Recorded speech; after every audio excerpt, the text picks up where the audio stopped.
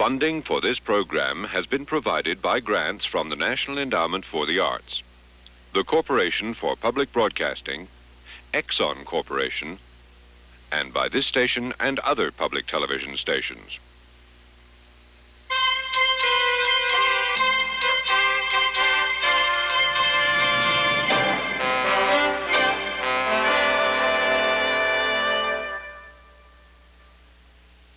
The thing stems from the fact that the African is an extrovert, and the black people who came to America carried that along with them, you know. It wasn't always that they were just dancing down on the plantation for joy or amusement, but they had a kind of inborn intelligence enough to know that if they kept up their tribal movements and songs, and as far as they could, rituals and so forth, they would be saving themselves.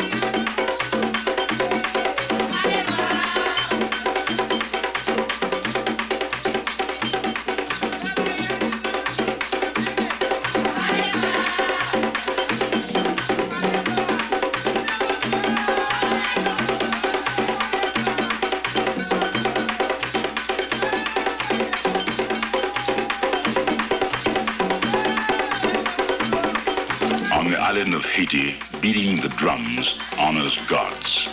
A thatched pavilion and earthen floor set the stage for Vodun, primitive ritual as finely wrought as Shakespearean text.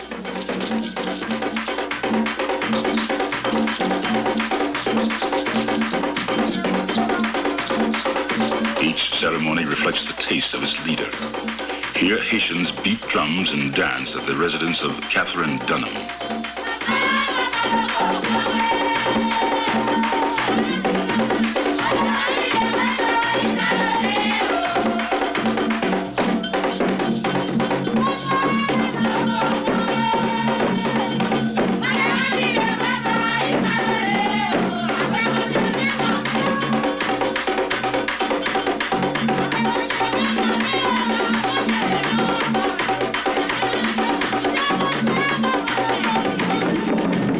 Rhythms from Latin America, rhythms ancient as the beat of voodoo drums, modern as the flash of bolero.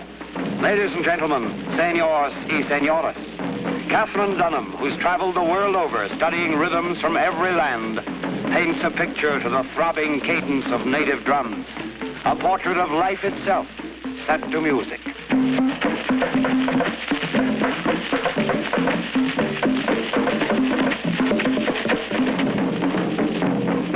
In those dark days of 1939, Catherine Dunham was a pioneer in Hollywood. Her troupe of black dancers was the first ever to appear on the screen. To the white moguls, Vodun was voodoo, and Miss Dunham was an exotic ball of fire. I found that Hollywood wanted the cliche image of the American colored person. Hollywood was not interested in what people were like.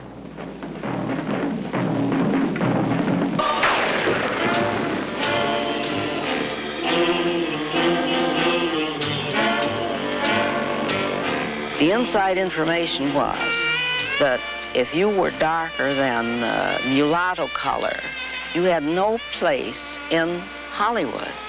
And they tried every way possible to get me to take this one out or that one out, and so I said, nothing doing.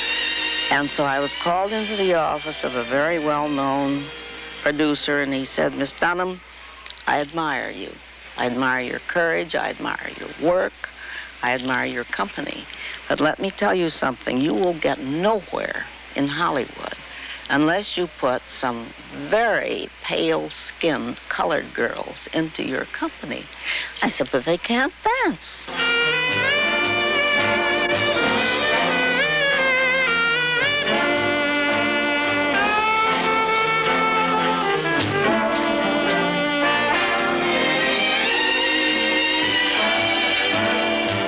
I began to feel that one doesn't do things alone. At least I didn't. I've never been a solo dancer. Even I think this came from probably a feeling of isolation in my early childhood. Miss Dunham's mother died when she was 2. She spent her childhood in a Chicago ghetto while her father searched for work and courted a new wife.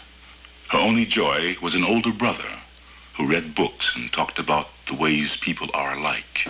My music teacher was from the Deep South. This is in Joliet, Illinois. So I got in a class, first year of high school, and this man started his first song. He said, I went to a river and I couldn't get across. Sing whatever it is. I jumped on a nigger and I thought he was a hoss.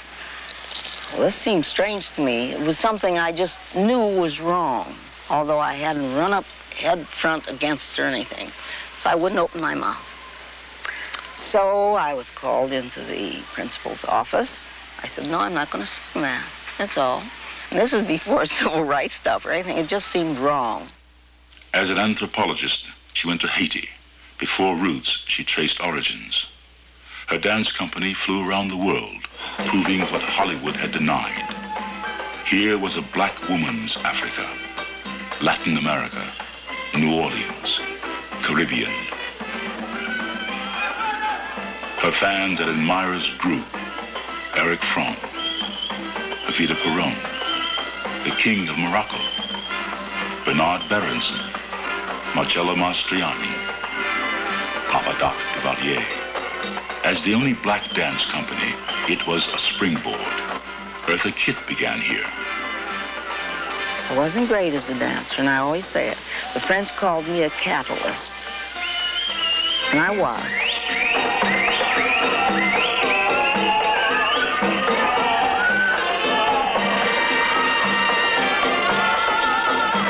The cigar was a trademark. With this prop, she usurped the symbol of politicians and generals, men with campaigns to wage and battles to win.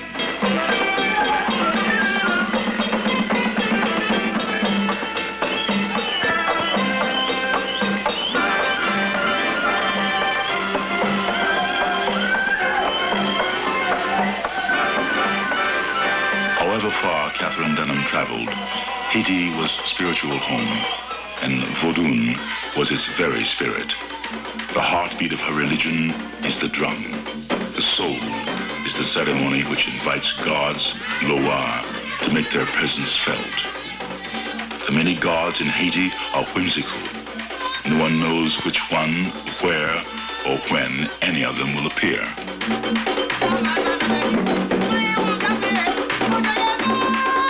The instrument of iron we call the sword came from Africa.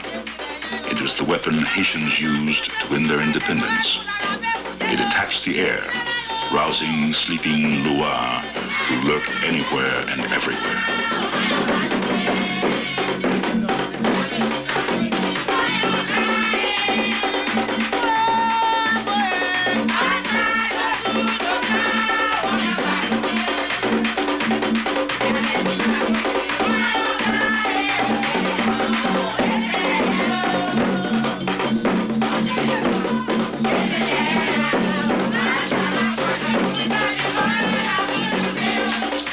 Is sacred, and one kisses the very ground which throbs to its beat.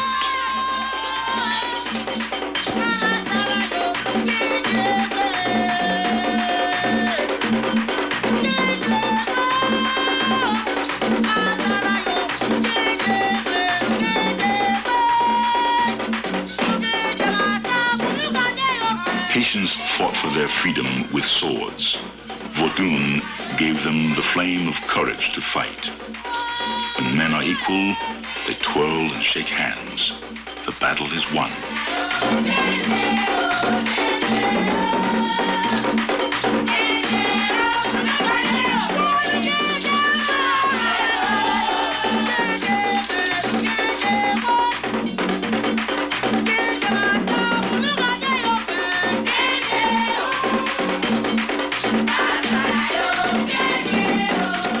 Flags symbolize the many African nations, the tribal heritage of Haitians.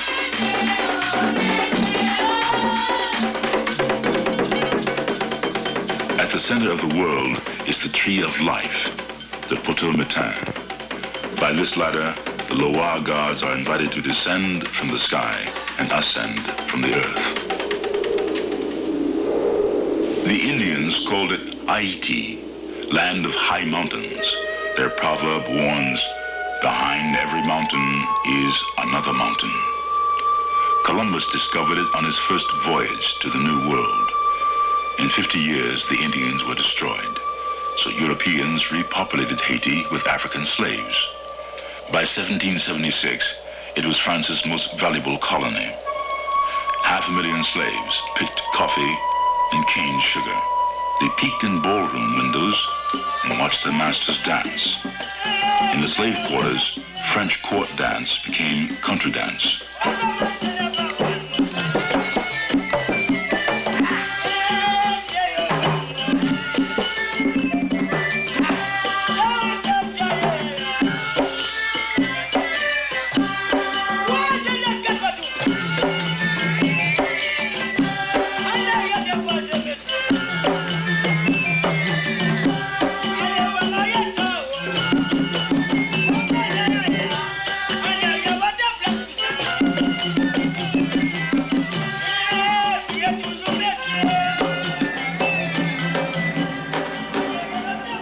When the spirit of the French Revolution reached Haiti, the slaves rebelled and built the citadel.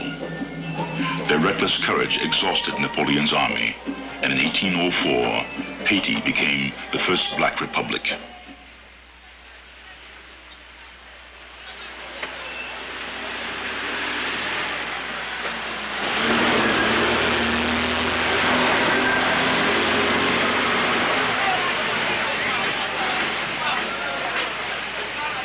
When Catherine Dunham arrived in Port-au-Prince in 1936, it was a provincial country capital full of gingerbread architecture and colonial customs. As an anthropologist from the University of Chicago, she came to study dance ritual. Today, she says, these dances receive careless attention in the big cities as tradition gives way to Western development. What is development? Who is developed and who isn't? I have known groups and villages of Haitian people who are at the bottom happier than any people that I've ever known, because they have the very simple things of life assured to them.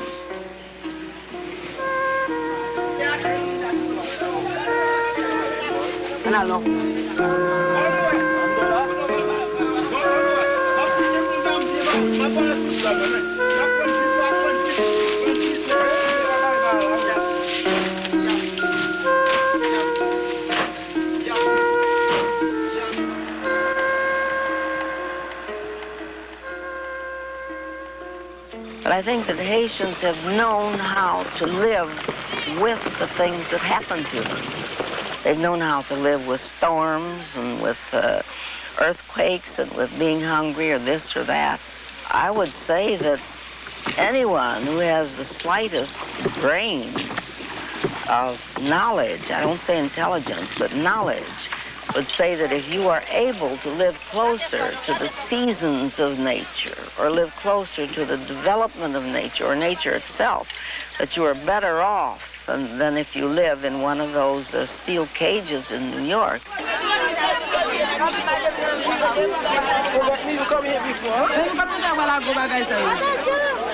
8 out of 10 Haitians live in the countryside.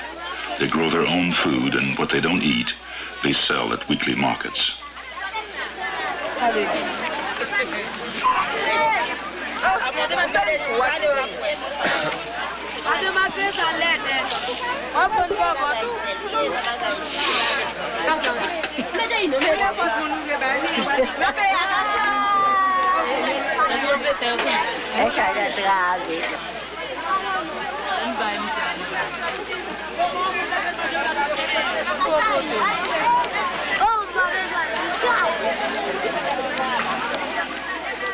Only a third of Haiti is fertile. The rest is mountains. Food is limited and crowding is severe. But Haitians say, God gave me 2 bottles to drink, one filled with the sweet, the other filled with the sour. The first is life, the second, death. From this attitude comes Vodun, with its African gods, reverence for the forces of nature, and Catholicism, a hangover from colonial times.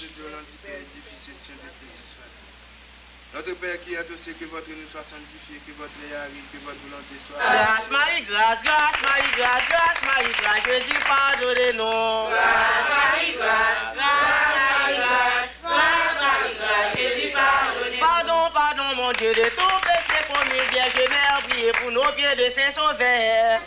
Oh, yeah, diabo, yeah.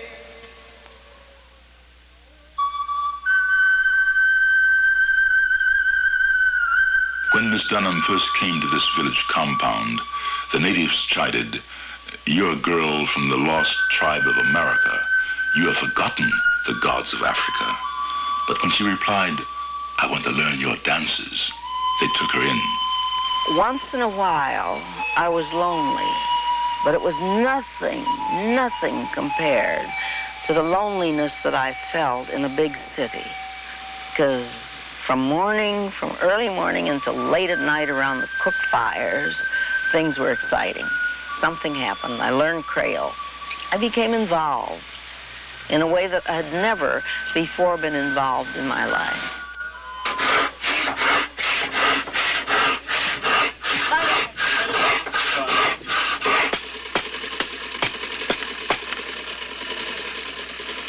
As a village member, she was part of a family she had never known.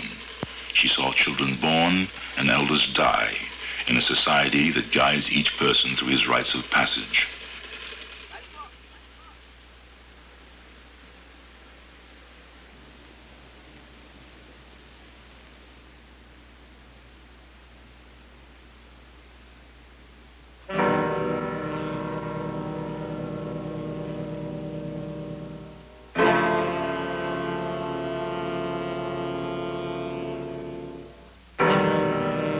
In a jungle village, it is the season of planting and new life.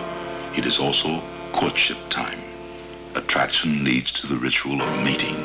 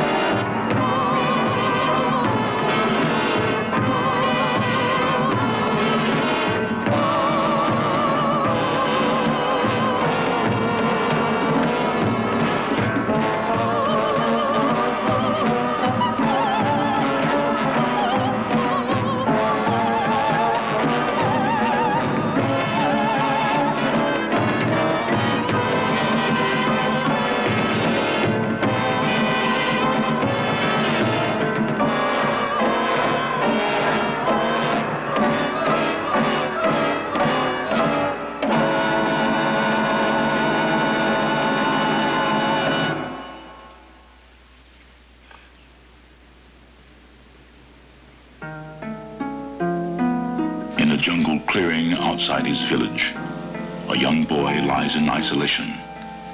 His first trial. The solitude prepares him for circumcision and the rites of manhood.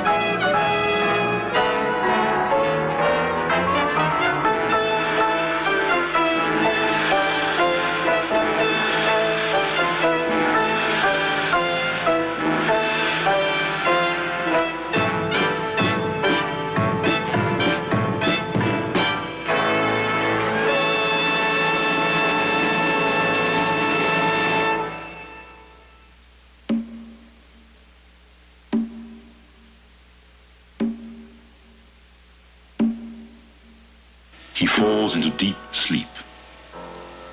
In his dream, the village chief greets him, not as a boy, but as a man.